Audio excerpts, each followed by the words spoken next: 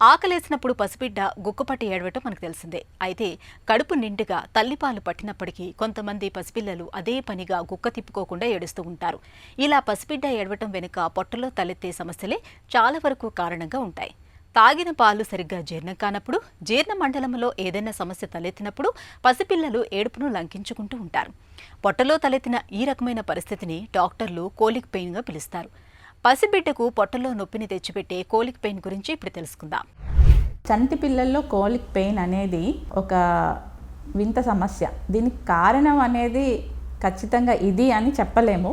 ఎలా ఉంటుంది అంటే ఈ పెయిన్ ఏడుస్తూ ఉంటారు. ఎందుకు ఏడుస్తారో తెలియకుండా ఏడుస్తూ ఉంటారు. కడుపు నొప్పి అని అందరం అనుకుంటాము.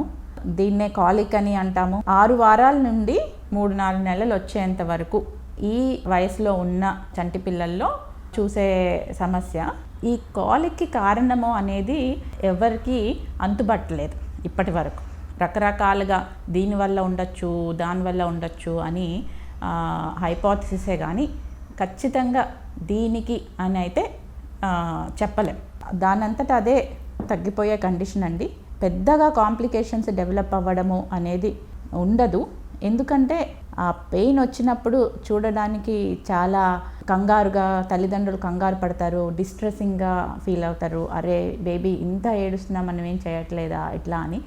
కానీ ఆ 1 గంట ఏడ్చి పడుకొని లేచేటప్పటికల్లా మళ్ళీ బేబీ స్మైలింగ్, అరే ఈ బేబీ అయినా అంతగా ఏడ్చింది అనుకున్నంతగా నార్మల్గా బిహేవ్ చేస్తూ ఉంటారు బేబీస్. తర్వాత రోజు 3 గంటలు ఇట్లా ఏడుస్తూ ఉంటే ఏమైపోతుందో అని చెప్పి చాలా టెన్షన్ తోటి వస్తుంటారు.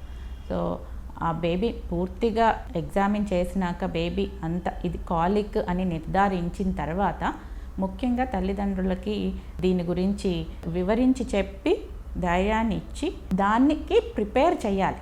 తల్లిదండ్రులు ప్రిపేర్డ్గా ఉన్నారు అంటే చాలా మటుకు వాళ్ళకి అంత డిస్ట్రెస్ ఉండదు. ఒక 6 వీక్స్ బేబీ, 7 వీక్స్ అట్లా ఉన్నప్పుడు బేబీస్ జనరల్గా ఉదయం పూట పడుకుంటారు, ఎక్కువ నైట్లో పడుకోరు అంటే ఎక్కువ ఏడుస్తూ ఉంటారు.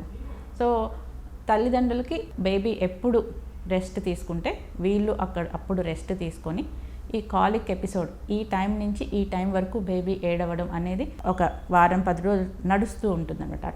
సో ఆ టైంకి ప్రిపేర్గా ఉండడము, బేబీస్ని ఎత్తుగా పట్టుకొని కొంచెం పొట్ట మీద బరువుగా తగిలేటట్లుగా తట్టడం, అటు ఇటు నడవడం, కొంచెం వెచ్చటి నీళ్ళతోటి బాత్ ఇవ్వడం, ఇవన్నీ కూడా కాలిక్ పెయిన్ వచ్చినప్పుడు చేసినట్లయితే బేబీ సర్దుకుంటుంది. మెడిసిన్స్ అంటే పేగు కదలికలను ఆ స్పాజం తగ్గించేవి మందులు ఉన్నాయి. కానీ మందుల కంటే కూడా నేను చెప్పినట్లుగా వివిధ రకాల అదర్ మెథడ్స్ తోటే బేబీ కామ్ అయ్యేటట్లు చేసినట్లయితే మంచిది.